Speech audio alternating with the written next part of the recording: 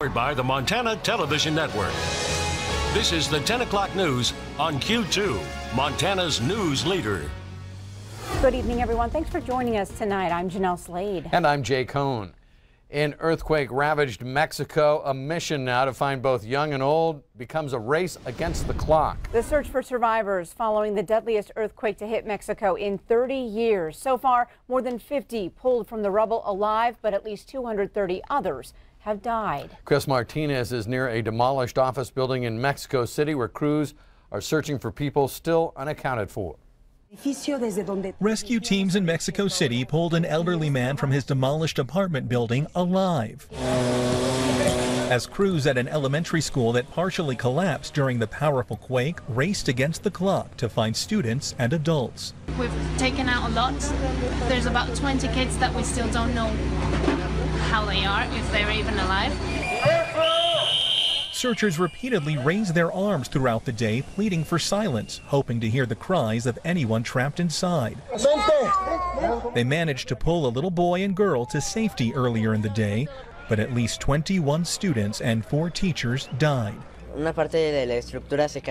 This young student says he escaped by crawling over a wall after the main exit became blocked by falling concrete.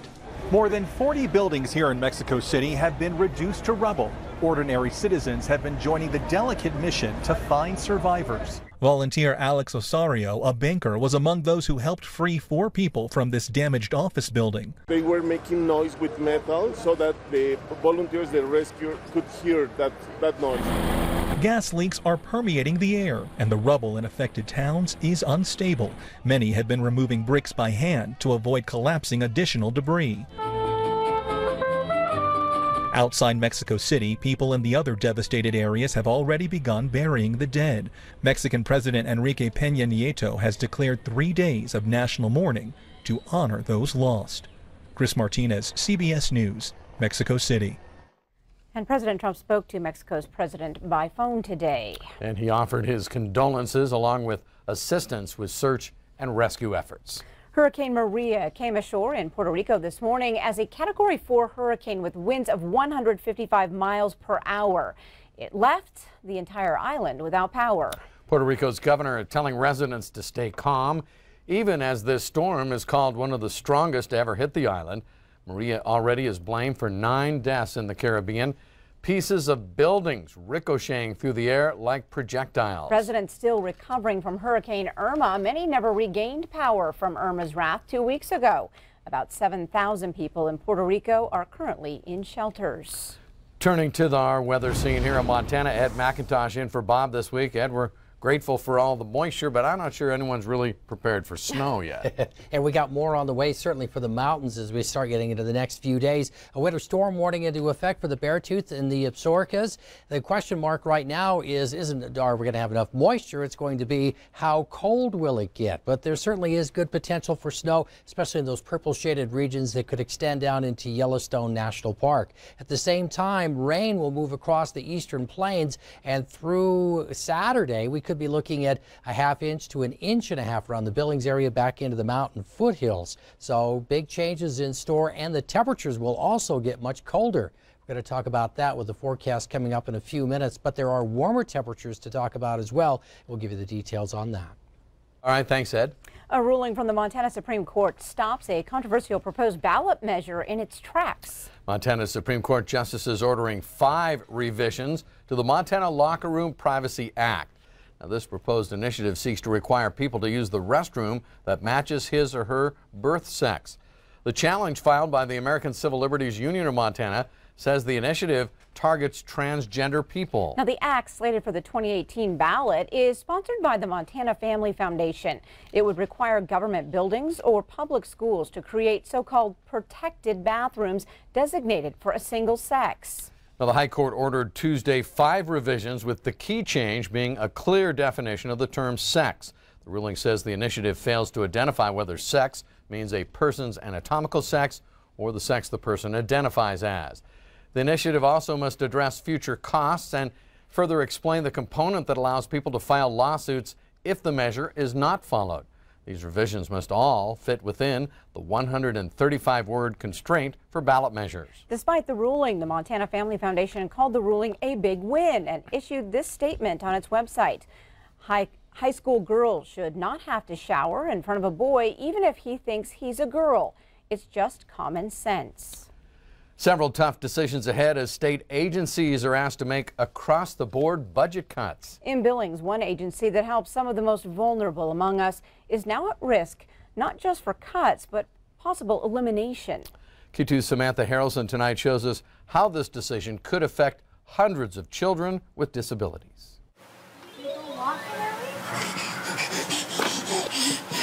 Ellie was diagnosed with a microdeletion on her 17th chromosome.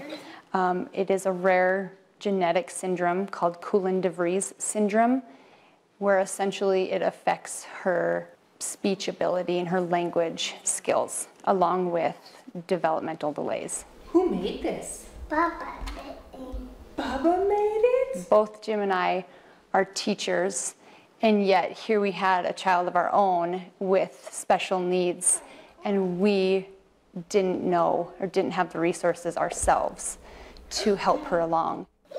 When Ellie was 10 months old, the Sturgars were paired with a family support specialist through Early Childhood Intervention, or ECI. The support specialist was able to help the family by giving them the strategies and tools they needed to help their daughter grow. It was a huge weight lifted off of our shoulders of being able to support Ellie and help Ellie with the needs that I myself didn't know how to help her with. By giving their parents the skills that they need to help their children, we're giving the children the best opportunity to meet their potential. David Munson is the director of ECI. He says by providing this service to parents when children are still young, it saves the state money down the road. 67% of the infants and toddlers that we work with, they have delays and disabilities. 67% do not go into special education preschool. That was the case for 3-year-old Jace. ECI came in when Jace was just 2 and still wasn't able to say more than a few words. We accomplished catching him up within 7 months. So it was like really a proud moment, not for just being proud of him, but being proud of myself to be able to put my son, to bring my son to that next level and teach him how to talk and communicate with people. Jace is now in preschool, which, according to Munson, is saving the state money. Special education costs the state thousands of dollars more per student each year than the cost to educate children who don't need those services. But now, elimination of the program is on the table. When these cuts were announced, it was just mind-numbing to consider how could this even be? How could this even come up in the state of Montana? ECI is one of the programs eliminated under the proposed budget cuts submitted by the Department of Public Health and Human Services. The proposal was sent at the request of the governor, who's asked all state agencies to cut costs by 10% due to the state budget shortfall. If eliminated, Montana would be the only state in the nation without an early intervention program.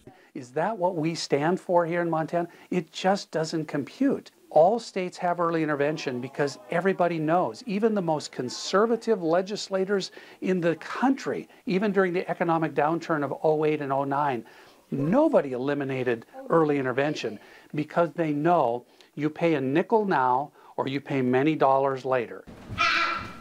We know that you can't do it by yourself, and you need these types of programs that are going to help parents that aren't educators like we are, and I mean we're even at a loss. So I can't imagine other families that need this service.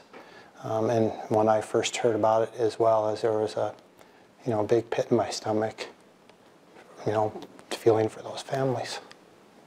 We have to be a voice for a child who cannot speak right now, and a child who can't speak up for himself.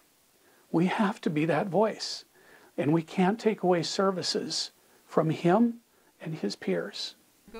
In Billings, Samantha Harrelson, MTN News. Thank you, Sammy. Sammy tells us this difficult situation is compounded by the fact that This particular program is a federal maintenance program, which means if the state were to simply decrease the amount of funding contributed to the program, well, the program is then at risk of losing all of its $2 million in federal funds. Today, Governor Steve Bullock released a statement to MTN saying in part, quote, I have deep concerns about cuts that will ultimately increase the cost of education and reduce services Montanans depend on. He continued on to say he hopes lawmakers on both sides can come together to find more, quote, responsible solutions.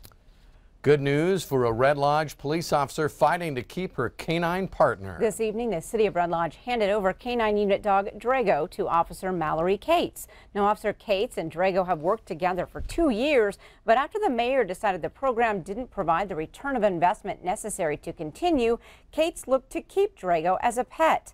After raising enough money to purchase him, the city requested Cates sign an agreement. Now, it's that agreement that would reduce her pay by $3 an hour. Plus, she would have to give up all personal claims against the city, past or future. Cates' lawyers filed an injunction against the city over the dispute. Today, a judge approved a temporary restraining order against the city of Red Lodge as the litigation continues. Coming up on tonight's 10 o'clock news, Montana residents are lashing back against Equifax after the company suffered a massive security breach. Plus, a heartbroken little boy had his birthday saved thanks to a hero in Colorado. And in sports, high school golfers play their state tournaments next week. Scott shows us which Billings players scored well at today's Bozeman Invite. You're watching MTN News with Jay Cohn and Jeanelle Slade. Storm Tracker weather with Bob McGuire. And sports with Scott Green.